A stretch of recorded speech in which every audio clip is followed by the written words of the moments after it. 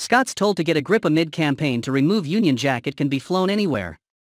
A campaign to remove the Union Jack from a Scottish park has provoked a furious response from patriotic Britons. Their anger was sparked after the nationalist Airdrie for Independence group demanded the UK's national flag be removed and replaced with the Scottish Saltire. The flagpole is in West End Park, North Lanarkshire, and next to the town's war memorial. Until around a fortnight ago it flew the Saltire, but this was replaced with the Union flag after requests from ex-service personnel, veterans, and their families, it has been claimed. Voluntary group Friends of West End Park maintains both sites, which are owned by North Lanarkshire Council (NLC). When challenged by independence activist Jim Cassidy, he claimed that they replied in a letter that following the requests they felt it would be right that we gave consideration to a British flag. In a public Facebook rant, he also claimed that year-round poppy displays were part of a British nationalist effort to promote the Union. The rational explanation wasn't enough for the independence group, who are reportedly planning to hold a demonstration next to the flag which Mr. Cassidy claimed has political and sectarian connotations. News of the ludicrous protest drew a predictable response from many Brits who vocally questioned why more respect wasn't being shown to the country's war dead. One raged, "Get a grip and show some respect for the fallen who have given their tomorrow for your today."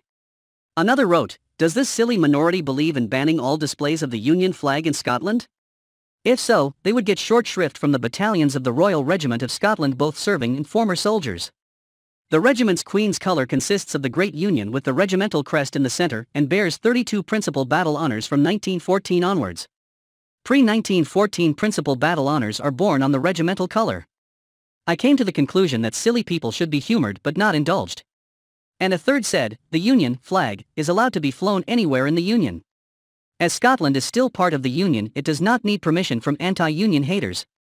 As for complaining about poppies, this is a gross insult to those who have fought for the UK to remain free. Some sacrificed their lives for these ungrateful people."